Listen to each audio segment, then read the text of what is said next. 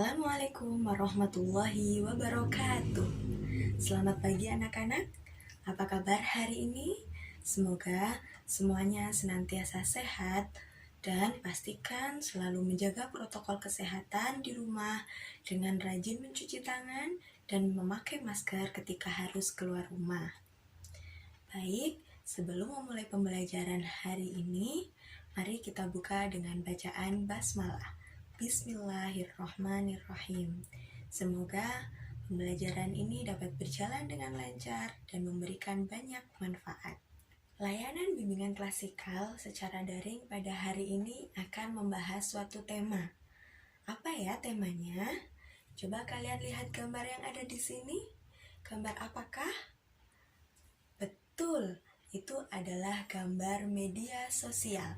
Atau kalian sering menyebutnya sosial media. Kenapa sih kok kita harus membahas tentang media sosial? Hayo ngaku, kalian sekarang di rumah berapa jam untuk mengakses media sosial selama di rumah? Pasti kalian menghabiskan banyak waktu untuk menggunakan sosial media.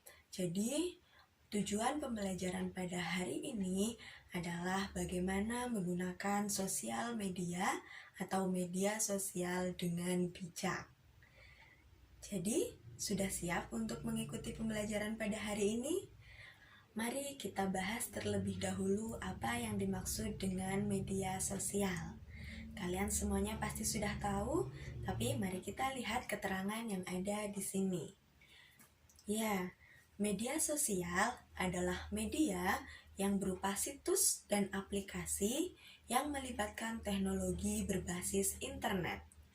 Teknologi berbasis internet ini mendorong dan memungkinkan penggunanya untuk berinteraksi dengan siapa saja, baik orang yang terdekat maupun orang asing yang belum pernah kenal sebelumnya.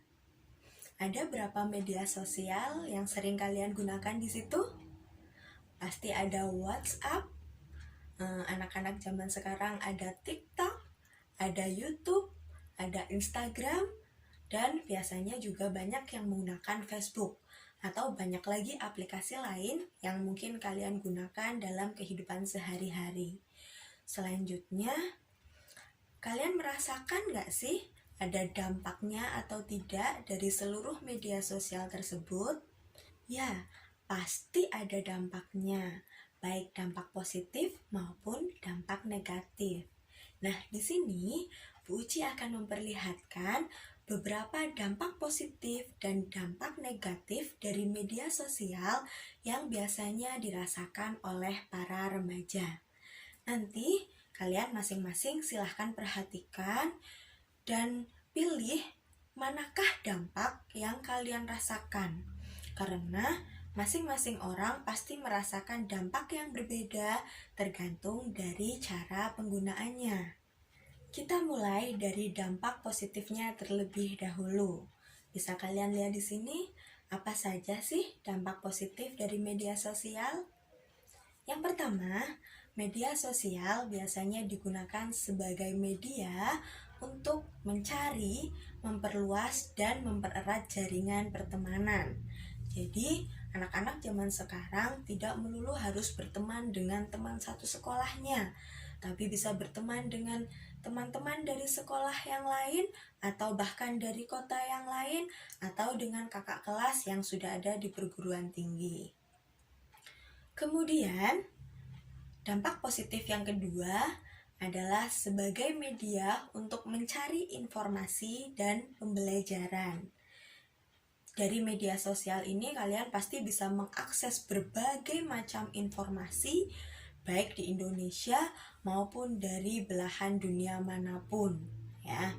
Kemudian bisa juga untuk media pembelajaran. Jadi seperti sekarang ini kalian di rumah, belajar di rumah, bisa dengan kreatif menggunakan media sosial untuk belajar. Dampak positif yang selanjutnya adalah bisa sebagai hiburan, ya. Mungkin kalian di rumah sudah penat dengan tugas-tugas yang begitu banyak dari Bapak Ibu guru, kalian boleh menggunakan media sosial ini sebagai hiburan. tapi tidak boleh berlebihan. Oke, kemudian ini yang terakhir, media sosial bisa digunakan sebagai bisnis online ya. Sekarang anak-anak mulai dari SD, SMP, apalagi seumur kalian sudah SMK, sudah banyak yang menggunakan media sosial sebagai bisnis online ya untuk menambah uang saku. Nah, sekarang masuk ke pembahasan dampak negatif dari media sosial. Apa saja coba? Yang pertama, media sosial itu biasanya memenjarakan.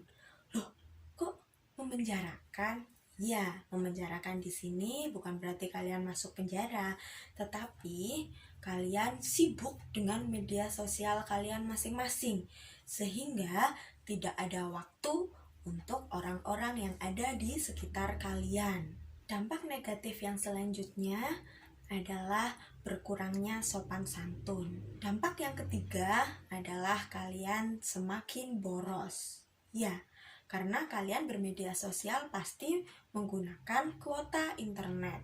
Dampak negatif yang selanjutnya adalah cyberbullying, yakni membuli di media sosial ya.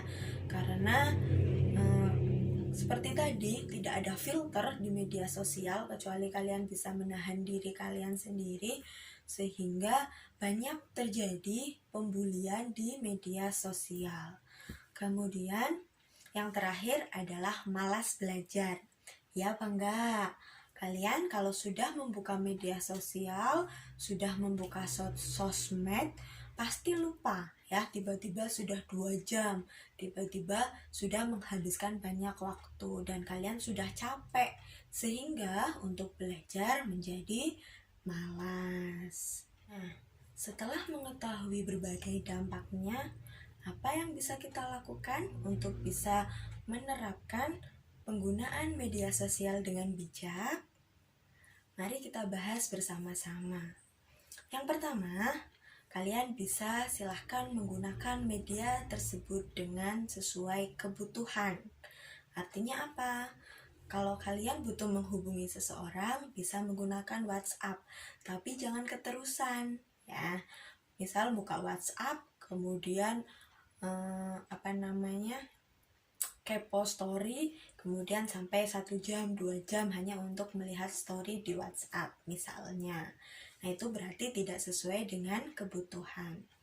Yang kedua, walaupun kalian di media sosial ya mungkin tidak begitu terlihat, tapi kalian tetap harus menjaga sikap dan etika. Cara yang selanjutnya adalah kalian bisa ikuti informasi yang bermanfaat dan jangan mengikuti akun-akun toksik. Akun-akun toksik ini apa? Ini akun yang biasanya menebar hal-hal negatif ya. Bisa jadi menebar berita hoak atau menebar hal-hal yang tidak seharusnya kalian lihat. Jadi kalian harus pandai-pandai untuk memfilter atau membatasi apa yang kalian akses di media sosial kalian.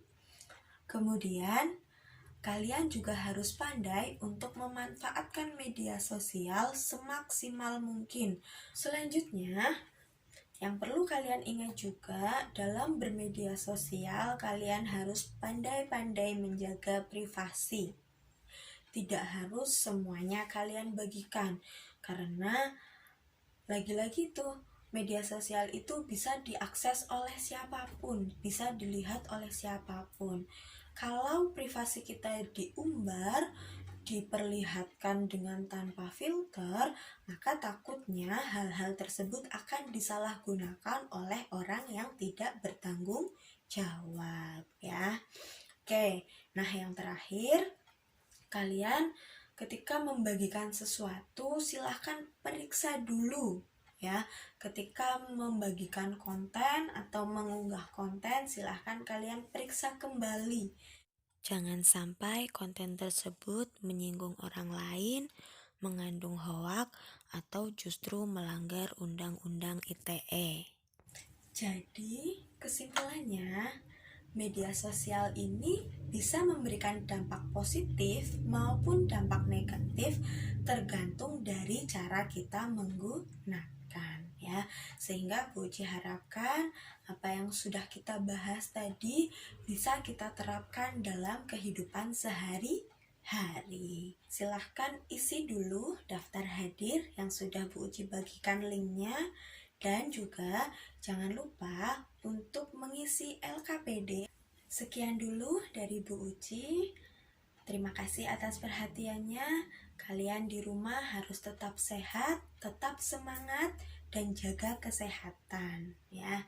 Sampai jumpa nanti di pembahasan selanjutnya.